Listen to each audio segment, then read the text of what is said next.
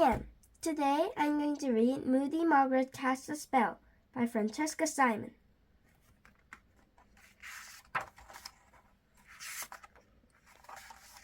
Moody Margaret Casts a Spell.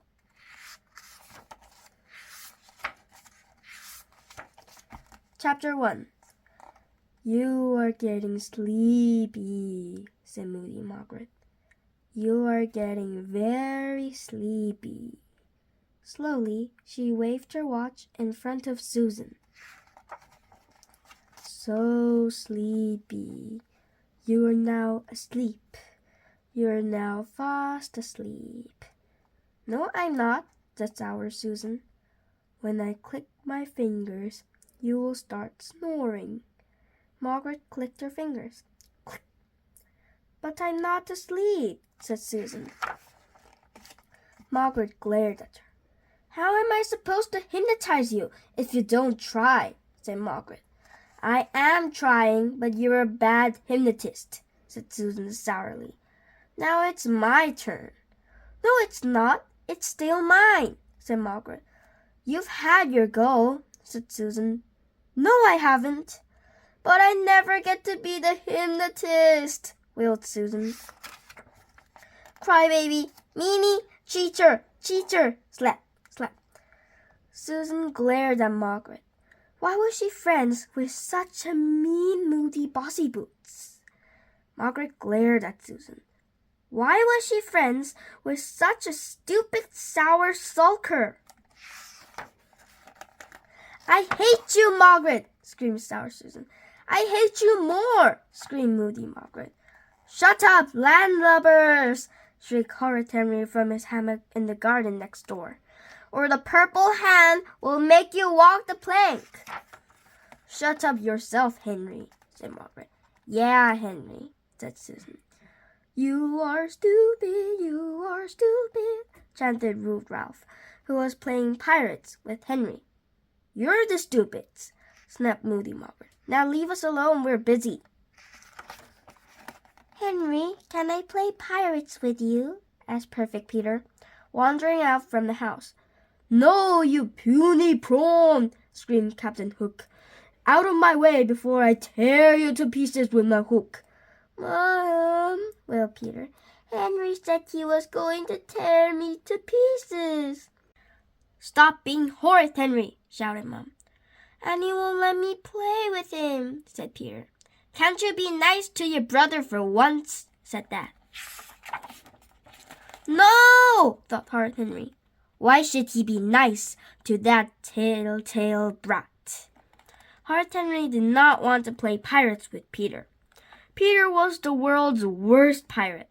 He couldn't sword fight, he couldn't swashbuckle, he couldn't remember pirate curses. All he could do was whine. Okay, Peter, you're the prisoner. Wait in the fort, said Henry. But I'm always the prisoner, said Peter. Do you want to play or don't you? Yes, Captain, said Peter. He crawled into the lair of the purple hen. Being prisoner was better than nothing, he supposed. He just hoped he wouldn't have to wait too long.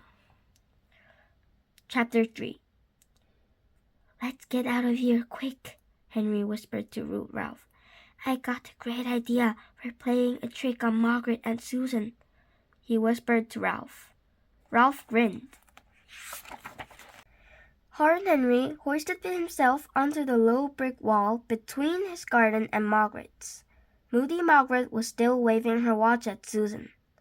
Unfortunately, Susan had her back turned and her arms folded. Go away, Henry, ordered Margaret. Yeah, Henry, said Susan. No boys. Are you being hypnotized? Said Henry. Margaret's trying to hypnotize me. Only she can 'cause she's a rubbish hypnotist, said Susan. That's your fault, said Margaret, glaring. Of course you can't hypnotize her, said Henry. You're doing it all wrong. And what will you know about that? Asked Margaret. Because, said Horrid Henry, I am a master hypnotist. Moody Margaret laughed. He is too a master hypnotist, said Ralph. He hypnotizes me all the time. Oh, yeah? Said Margaret. Yeah, said Henry. Prove it, said Margaret. Okay, said Henry. Give me the watch. Margaret handed it over. He turned to Ralph. Look into my eyes, he ordered. Ralph looked into Henry's eyes. Now watch the watch, ordered Henry the hypnotist, swinging the watch back and forth.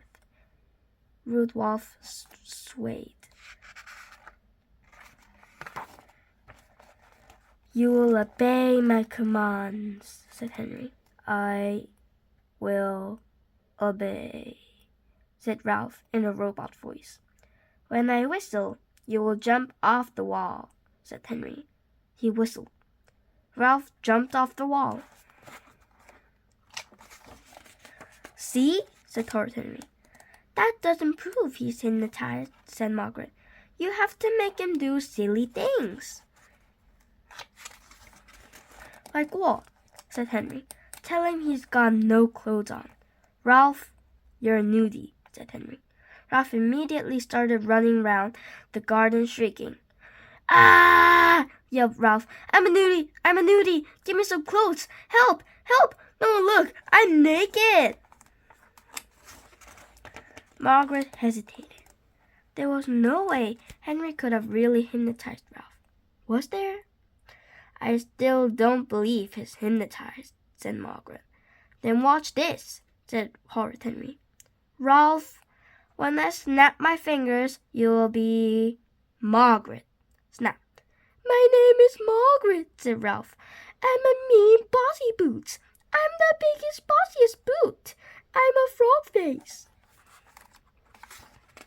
Margaret blushed red. Susan giggled. It's not funny, snapped Margaret. No one made fun of her and lived to tell the tale. See, said Henry, he obeys me every command.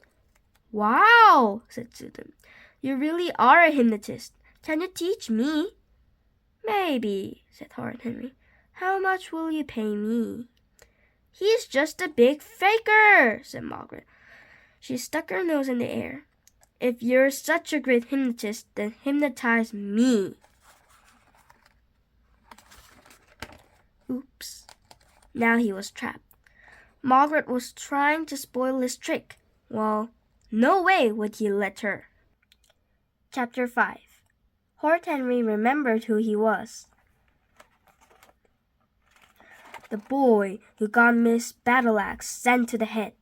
The boy who terrified the bogey babysitter. The boy who tricked the tooth fairy. He could hypnotize Margaret any day.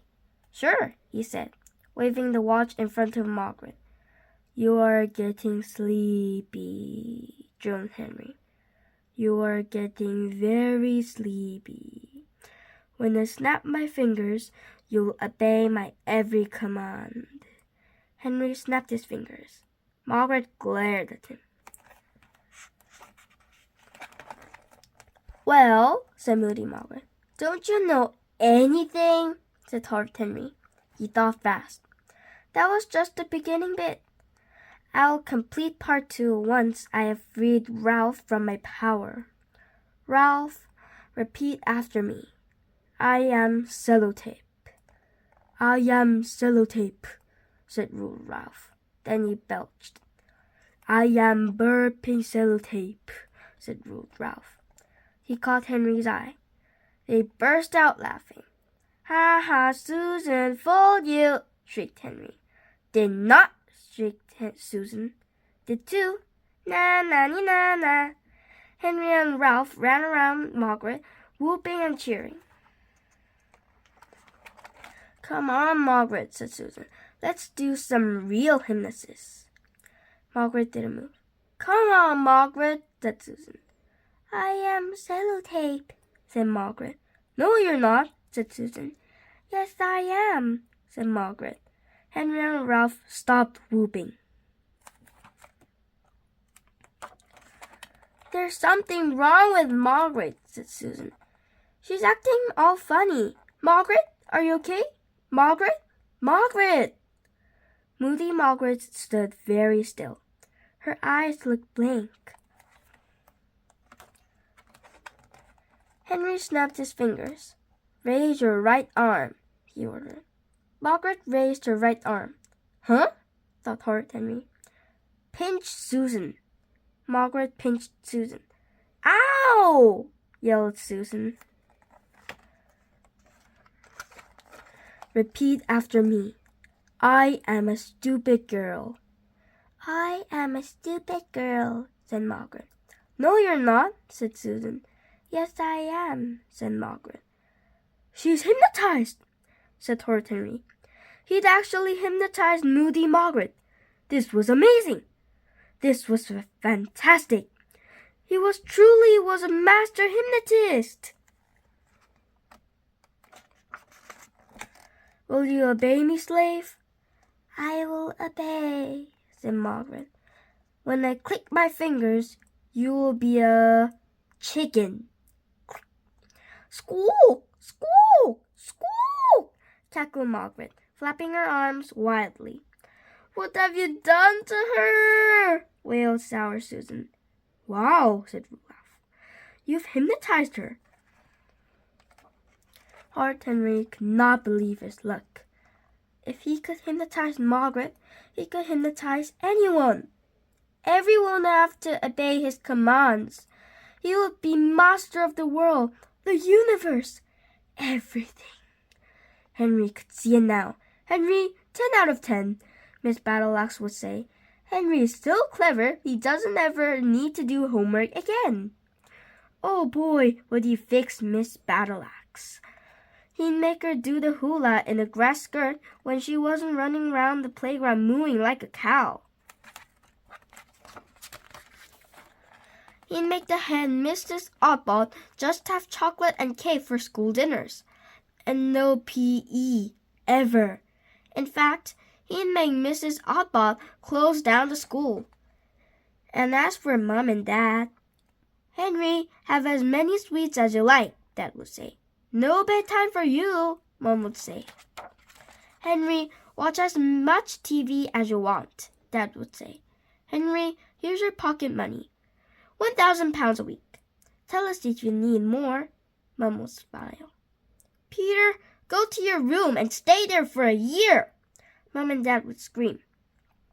Henry would hypnotize them all later. But first, what should he make Margaret do? Ah, yes. Her house was filled with sweets and biscuits and fizzy drinks, all the things Henry's horrible parents would never let him have. "Bring us all your sweets, all your biscuits, and a fizzy whiz drink." "Yes, master," said Moody Margaret. Chapter 7. Henry stretched out in the hammock. So did ruled Ralph. This was the life. Sour Susan didn't know what to do. On the one hand, Margaret was mean and horrible, and she hated her. It was fun watching her obey orders for once. On the other hand, Susan would much rather Margaret was her slave than Henry's. "Unhypnotize her, Henry," said Sour Susan. "Soon," said Horrid Henry. "Let's hypnotize Peter next," said Ralph. "Yeah," said Henry. "No more telling tales. No more goody-goody vegetable eating. I'm Mr. Perfect." Oh boy, would he hypnotize Peter. Moody Margaret came slowly out of her house. She was carrying a large pitcher and a huge bowl of chocolate mousse. "Here's your fizzy whiz drink, master," said Margaret. Then she poured it on top of him. What? Spluttered Henry, gasping and choking. "And your dinner, Frogface," she added, tipping the mousse all over Ralph. "Ugh!" wailed Ralph. "Na na na na!" shrieked Margaret. "Fooled you! Fooled you!" Perfect Peter crept out of the purple hand fort. What was all that yelling? It must be a pirate mutiny. "Hang on, pirates! Here I come!" shrieked Peter, charging at the thrashing hammock as fast as he could. Crash!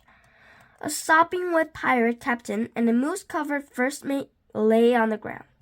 They stared up at their prisoner. "Hi, Henry," said Peter. "Hi, Captain." He took a step backwards. Lord High Excellent Majesty." He took out another step back. We were playing Pirate Mutiny, weren't we?" "Die, worm!" yelled Horrid Henry, leaping up.